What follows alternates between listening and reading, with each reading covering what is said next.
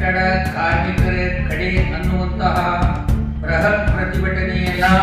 ದಿನಾಂಕ 23/1/2024 ಮಂಗಳವಾರ ಬೆಳಗ್ಗೆ 10 ಗಂಟೆಗೆ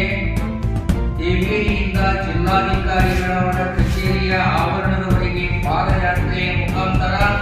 ಕಾರ್ಮಿಕರೇ ಎದ್ದೇಳಿ, ಜಾಗೃತರಾಗಿರಿ, ಹಾವೇರಿ ಜಿಲ್ಲೆಗೆ ಅನ್ಯಾಯವಾಗಿದ್ದನ್ನು ಖಂಡಿಸೋಣ ಎಂಬ ಹಿರಿದಾದ ಗುರಿಯನ್ನ ಇಟ್ಟುಕೊಂಡು ಹಾವೇರಿ ಜಿಲ್ಲೆಯ ಕಟ್ಟಡ ಮತ್ತು ಇತರೆ ನಿರ್ಮಾಣ ಕಾರ್ಮಿಕರಿಗೆ ವಿನಂತಿಸುವುದೇನೆಂತಂದ್ರೆ, ಸುಮಾರು 2.5 ತಿಂಗಳ ಹಿಂದಿನಿಂದ ಹಾವೇರಿ ಜಿಲ್ಲೆಗೆ ಕಾರ್ಮಿಕರಿಗೆ ಹಾಗೂ ಕಾರ್ಮಿಕರ ಮಕ್ಕಳಿಗೆ ಅನ್ಯಾಯವಾಗಿದ್ದನ್ನ ಪ್ರತಿಭಟಿಸುವುದರ ಸಲುವಾಗಿ ಮತ್ತೊಮ್ಮೆ ನಾನು ದಿನಾಂಕನ ಹೇಳ್ತಾ ಇದ್ದೀನಿ.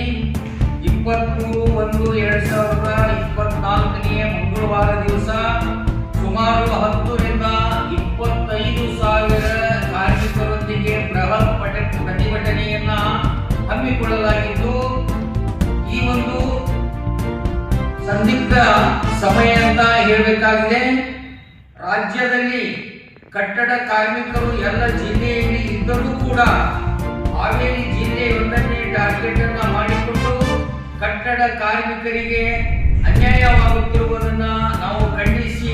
ಪ್ರತಿಭಟನೆಯನ್ನ ಹಮ್ಮಿಕೊಳ್ತಾ ಇದ್ದೇವೆ. ಈ ಪ್ರತಿಭಟನೆಯಲ್ಲಿ ಸಾಕಷ್ಟು ಜನ ಕಾರ್ಮಿಕರಿಗೆ ಅನ್ಯಾಯವಾಗಿದ್ದನ್ನು ಈ ಒಂದು ಕರಪತ್ರದಲ್ಲಿ ನಾವು ಸಂಪೂರ್ಣವಾಗಿ ಮಂಡಿಸಿರುತ್ತೇವೆ. ಆದ ಕಾರಣ ನಮ್ಮ ಹಾವೇರಿ ಜಿಲ್ಲೆಯ ಎಲ್ಲ ಕಟ್ಟಡ ಕಾರ್ಮಿಕರು ಆಗಮಿಸಿ ದಿನಾಂಕ 23/1/2024 ಮಂಗಳವಾರ ನಡೆಸತಕ್ಕಂತಹ ಬೃಹತ್ ಪ್ರತಿಭಟನೆಯಲ್ಲಿ ತಾವೆಲ್ಲರೂ ಭಾಗಿಯಾಗಿ ಈ ಒಂದು ಸರ್ಕಾರದ ಗಮನವನ್ನ ಸೆಳೆಯುವುದರ ಸಲುವಾಗಿ ಹಾಗೂ ಎಲ್ಲ ಸವಲತ್ತುಗಳನ್ನು ಮೊದಲಿನಂತೆ ಪಡೆದುಕೊಳ್ಳುವುದರ ಸಲುವಾಗಿ ನಾವೆಲ್ಲ ಈ ಒಂದು ಪ್ರತಿಭಟನೆಯನ್ನ ಹಮ್ಮಿಕೊಂಡಿದ್ದು, ನಮ್ಮ ಕಾರ್ಮಿಕರೆಲ್ಲರೂ ಸ್ವ ಇಚ್ಛೆಯಿಂದ ತಮಗೆ ತಮ್ಮ ಮಕ್ಕಳ ಶೈಕ್ಷಣಿಕ ಧನ ಸಹಾಯಕ್ಕೆ ಕತ್ತರಿಯನ್ನ ಹಾಕಿದ್ದನ್ನ ಖಂಡಿಸಿ ಸಕಲ ಸೌಲಭ್ಯಗಳಿಂದ ವಂಚಿತರಾದಂತಹ ನಮ್ಮ ಹಾವೇರಿ ಜಿಲ್ಲೆಯ ಕಟ್ಟಡ ಕಾರ್ಮಿಕರಿಗೆ ಹಾಗೂ ಮಕ್ಕಳಿಗೆ ಅನ್ಯಾಯವಾಗಿದ್ದನ್ನ ತೀವ್ರವಾಗಿ ಪ್ರತಿಭಟಿಸುವುದರ ಸಲುವಾಗಿ ಈ ಒಂದು ಬೃಹತ್ ಪ್ರತಿಭಟನೆಯನ್ನ ಹಮ್ಮಿಕೊಂಡಿದ್ದು, ನಮ್ಮ ಹಾವೇರಿ ಜಿಲ್ಲೆಯ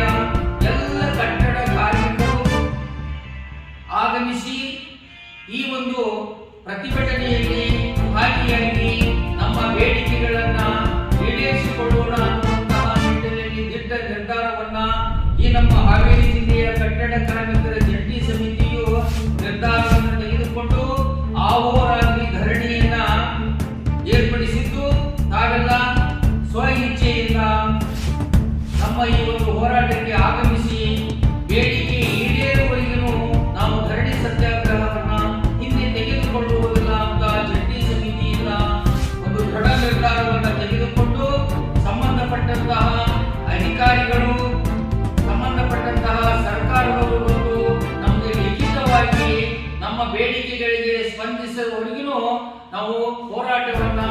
ಮಾಡ್ತಾ ಇದ್ದೇವೆ. ಒಂದು ವೇಳೆ ನಮ್ಮ ಹೋರಾಟಕ್ಕೆ ಸ್ಪಂದಿಸದೆ ಇದ್ದಂತಹ ಸಂದರ್ಭದಲ್ಲಿ ಮತ್ತೆ ನಾವು ರಾಷ್ಟ್ರೀಯ ಹೆದ್ದಾರಿಯನ್ನು ಕೂಡ ಬಂದು ಮಾಡುವುದರಲ್ಲಿ ಸಂಶಯವಿಲ್ಲ ಅಥವಾ ಅದರಲ್ಲಿ 2 ಮಾತಿಲ್ಲ ಅನ್ನುವಂತಹ ಒಂದು ದೃಢ ನಿರ್ಧಾರವನ್ನು ತೆಗೆದುಕೊಂಡು ಈ ಒಂದು ಪ್ರತಿಭಟನೆಯನ್ನ ಮಾಡಲಿಕ್ಕೆ ತದನಂತರ ಕೇವಲ ಮೌಖಿಕ ಆದೇಶವನ್ನ ಇಟ್ಟುಕೊಂಡು ರಾಜ್ಯದಲ್ಲಿಯೇ ಹಾವೇರಿ ಜಿಲ್ಲೆಗೆ ಮಾತ್ರ ಅನ್ಯಾಯವಾಗಿರುವುದು ಇದು ಖಂಡನೀಯ. ಇದನ್ನು ನಾವು ಜಿಲ್ಲಾ ಸಮಿತಿಯಿಂದ ನೇರವಾಗಿ ಖಂಡಿಸ್ತಾ ಇದ್ದೇವೆ. ಅದಕ್ಕೋಸ್ಕರ ನಿಜವಾದಂತಹ ಕಟ್ಟಡ ಕಾರ್ಮಿಕರಿಗೆ, ಕಾರ್ಮಿಕರ ಮಕ್ಕಳಿಗೆ, ಕಾರ್ಮಿಕರ ಸೌಲಭ್ಯಗಳನ್ನು ಪಡೆದುಕೊಳ್ಳುವುದರಲ್ಲಿ ಬಹಳ ಅನ್ಯಾಯವಾಗಿದೆ. ಹಾವೇರಿ ಜಿಲ್ಲೆಯಲ್ಲೇ ಈ ಒಂದು ಕಾರ್ಯಕ್ರಮವನ್ನ ಅಥವಾ ತಂತ್ರಾಂಶವನ್ನ ಸ್ಥಗಿತಗೊಳಿಸಿದ್ದಲ್ಲದೆ ಈಗಾಗಲೇ ಸಾಕಷ್ಟು ಯೋಜನೆಗಳು ಕಾರ್ಮಿಕರಿಗೆ ಬರ್ತಕ್ಕಂಥ ಸೌಲಭ್ಯಗಳನ್ನ ಆದೇಶ ಪಡೆದುಕೊಂಡ್ರೂ ಕೂಡ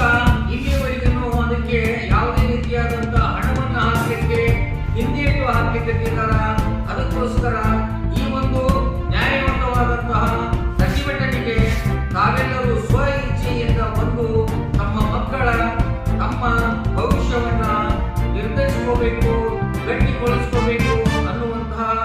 ಒಂದು ದೃಢ ನಿರ್ಧಾರವನ್ನ ಮಗದೊಮ್ಮೆ ಮಾಡಿ ನಮ್ಮ ಹಾವೇರಿ ಜಿಲ್ಲೆಯ ಎಲ್ಲ ಜಂಟಿ ಸಮಿತಿಯ ಅಧ್ಯಕ್ಷರು, ಗೌರವ ಅಧ್ಯಕ್ಷರು, ಕಾರ್ಯದರ್ಶಿಗಳು, ಪದಾಧಿಕಾರಿಗಳು, ಉಪಾಧ್ಯಕ್ಷರು ಎಲ್ಲರೂ ಸೇರಿ ದೃಢ ನಿರ್ಧಾರವನ್ನು ತೆಗೆದುಕೊಂಡು ಈ ಬೃಹದಾಕಾರವಾದಂತಹ ಪ್ರತಿಭಟನೆಯನ್ನ ಕೈಬಿಡದೆ ಎದೆಗೊಟ್ಟು ನಿಂತು ಸರ್ಕಾರದ ಗಮನವನ್ನು ಸೆಳೆದು ನಮ್ಮ ಬೇಡಿಕೆಗೆ ಸ್ಪಂದಿಸುವವರೆಗೂ ಕೂಡ ನಾವು ಈ ಪ್ರತಿಭಟನೆಯನ್ನ ಅಥವಾ ಅಹೋರಾತ್ರಿ ಧರಣಿ ಸತ್ಯಾಗ್ರಹವನ್ನ ಹಮ್ಮಿಕೊಳ್ಳುತ್ತೇವೆ. ಆದ ಕಾರಣ ಮತ್ತೊಮ್ಮೆ ನಮ್ಮ ಹಾವೇರಿ ಜಿಲ್ಲೆಯ ಎಲ್ಲ ಕಾರ್ಮಿಕ ಬಂಧುಗಳಲ್ಲಿ, ತಾಯಂದಿರಲ್ಲಿ, ವಿದ್ಯಾರ್ಥಿಗಳಲ್ಲಿ ನಾನು ಮತ್ತೊಮ್ಮೆ ವಿನಂತಿಯನ್ನ ಮಾಡಿಕೊಳ್ತಾ ಇದ್ದೀನಿ. ತಾವೆಲ್ಲ ಸ್ವ ಇಚ್ಛೆಯಿಂದ ಬಂದು ತಮಗೆ ಆದಂತಹ ಅನ್ಯಾಯವನ್ನ ಸರಿಪಡಿಸುವುದಕ್ಕೋಸ್ಕರ ತಾವೆಲ್ಲ ಬರಬೇಕು ಅಂತ ನಾನು ಮತ್ತೊಮ್ಮೆ ಈ ಹಾವೇರಿ ಜಿಲ್ಲೆಯ ಎಲ್ಲ ಕಾರ್ಮಿಕ ಮುಖಂಡರಲ್ಲಿ